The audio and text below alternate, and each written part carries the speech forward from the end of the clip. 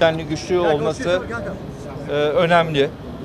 Burada herkes barış konusunda, demokrasi konusunda hem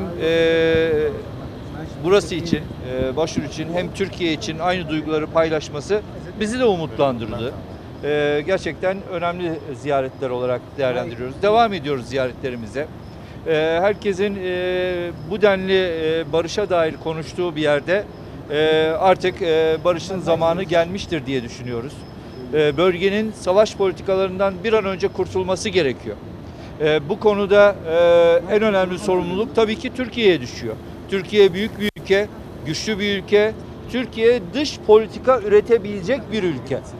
Türkiye dış politika üretmek yerine, Türkiye politika üretmek yerine son zamanlarda hep savaş üretiyor. Savaştan bir an önce kurtulmamız gerekiyor. Türkiye için barış, bölge için barış, Türkiye için demokrasi, bölge için demokrasi istiyoruz. Bunu hep birlikte başarabiliriz. Burada bu duyguyla karşılaşmak bizi ziyadesiyle mutlu etti. Bu duyguları Türkiye'ye taşıyacağız. Türkiye parlamentosuna taşıyacağız. Türkiye'deki bütün siyasi yapılara, siyasi partilere taşıyacağız. Ve inanıyoruz ki önümüzdeki dönem Türkiye bu konuda üzerine düşen sorumluluğun gereğini bugünkü iktidar anlayışına, evet görüşmeler dediğim gibi bu biraz önce açıkladığım minvalde gerçekleşiyor. Ben ilk defa bölgeye geliyorum. Bir yanıyla tanışıyoruz. İlk temaslarımı yapıyorum. Bu önemli.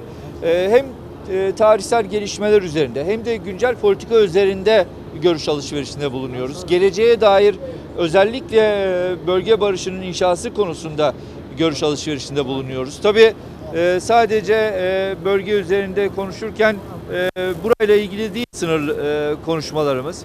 Rojava ile ilgili de konuşuyoruz. Suriye meselesini ele alıp konuşuyoruz ama ortak yaklaşım tabii ki çözümün siyasette olduğu. Siyaset mutlaka bir çözüm üretecektir. Bu konuda herkes üzerine düşen sorumluluğu yapmaya fazlasıyla hevesli, fazlasıyla iştahlı. Bu da güzel. Çok güzel.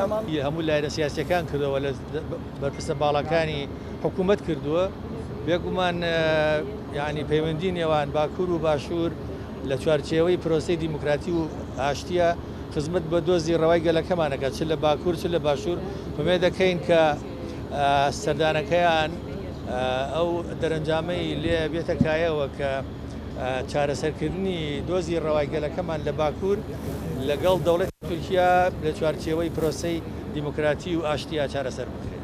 مامۆستاتی زۆرجار ئێوە وەک یەکگرتووی ئیسلامی ڕۆڵتان دەبینی لە چارەسەرکردنی کێشەکان نێوان هەرێمی کوردستان و تورکیا بۆ هەدەفە و تورکیا چ ڕۆڵ دەبێت؟ ئێمە ئێستاش هەمیشە لەو بارەیەوە لەگەڵ بەرپرسانی تورکیا هەمیشە قسەی باشمان کردووە، قسەی ئیجابیمان کردووە لە بەرژەوەندی هەموو لایەک و تاکیدیشمان بۆ کردوون کە ئێمە لەوە پێش بە گوێرەی توانای خۆمان ڕۆڵی ئیجابی و کاریگەرمان بووە و لەم وەلاژ هەر ئەرکێ لەو بوارە ڕوو کاتی ئێمە لە خزمەتی دۆزی ڕەوای گەلەکەمان و لە خزمەتی کۆی ینی ناوچەکە هەوڵی ئیجابی و کاری ئاشتیانە.